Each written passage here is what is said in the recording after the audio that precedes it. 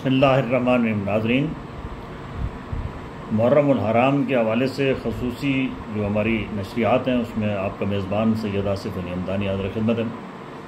ناظرین، آج 2 محرم الحرام ہے اور آج کے دن نواسۂ رسول حضرت امام حسین علیہ السلام کا قافلہ کربلا پہنچ گیا.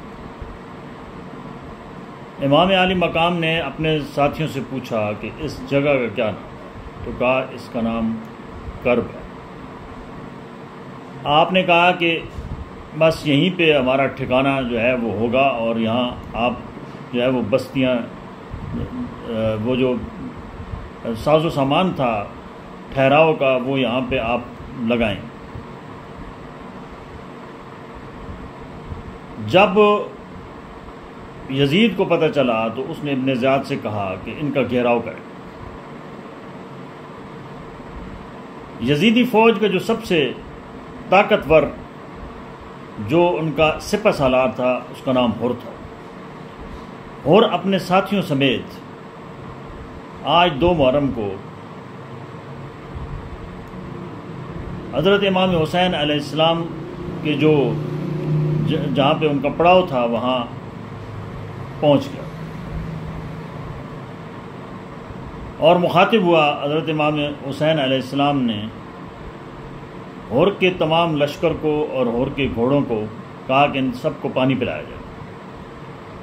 سب کو پانی پلایا گیا اور حضرت امام حسین علیہ السلام مخاطب ہوئے، کہا کہ آپ اپنے جو قوم ہے اس کو بتا دیں کہ مجھے خطوط لکھے گئے جس کی وجہ سے کہ ہمیں یہاں پہ ایک با کردار اور پاک امام چاہیے، تو ہم بیعت کریں گے. مجھے بلایا گیا.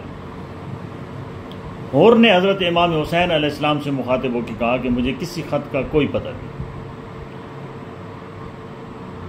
آپ نے کہا کہ کیا ہم حق پہ نہیں ہیں؟ کیا یہ یزید جو کچھ کر رہا ہے یہ اسلام کے منافی نہیں ہے؟ آپ نے ایک مختصر اس سے خطاب کہا، اس کو خطاب کہیں یا خطبہ کہیں، اس کو دیا. ہور کو تمام باتوں کی سمجھ آ گئی اور اس نے نماز عصر جو ہے وہ حضرت امام حسین علیہ السلام کی امامت میں پڑھی. ہور نے کہا کہ ہمیں بالکل کہا گیا کہ کچھ باغی آ رہے ہیں اور ان کو کچلنا ہے. نواسۂ رسول سے متاثر ہو کر ہور نے یزید کے خلاف بغاوت کر دی اور لشکر حسینی میں شامل ہو گیا. جس جگہ یہ پڑاؤ کیا گیا کربلا میں، حضرت امام حسین علیہ السلام نے اپنے ساتھیوں سے پوچھا کہ یہ کس کی جگہ ہے. قبیلے کا جو سربراہ تھا جس کی جگہ تھی اس کو بلایا گیا اور 60,000 درہم جو ہے وہ اس کو اس جگہ کی قیمت ادا کی گئی. اس عظیم المرتبت امام حسین علیہ السلام کا رتبہ کیوں نہ بلند ہو.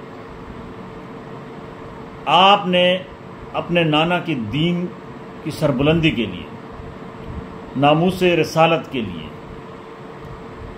نماز کے تحفظ کے لیے، قرآن پاک کے تحفظ کے لیے اپنا سب کچھ قربان کر دیا. کیونکہ یزید کے ہاں قرآن مجید کا مذاق اڑایا جاتا تھا اور یزید کہتا تھا کہ نماز پڑھنے کا کوئی فائدہ نہیں. وہ شراب اور کباب کی محفلیں جو ہیں وہ سجا کے ہر وقت وہ مست رہتا تھا. جو دین حق کی بات کرتا تھا اس کا وہ سر کچل دیتا تھا اور اس کے نزدیک دنیا ہی سب کچھ تھی. حضرت امام عالی مقام نے کہا کہ میں اپنا سب کچھ قربان کر سکتا ہوں، لیکن اس یزید پلید کی بیعت کسی صورت قبول نہیں کروں۔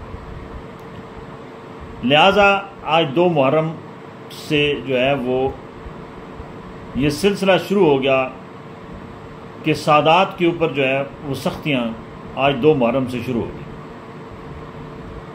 اور ہر طریقے سے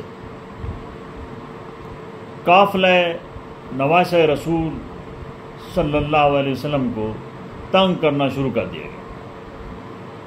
ناظرین، انشاءاللہ العزیز کوشش ہوگی کہ 10 محرم تک جو روزانہ کے واقعات ہیں ان سے نوجوان نسل کو آگاہ کیا جا سکے۔ اللہ پاک سے دعا ہے کہ ہماری اس حاضری کو بارگاہ حسینی میں قبول کرے۔ بہت شکریہ۔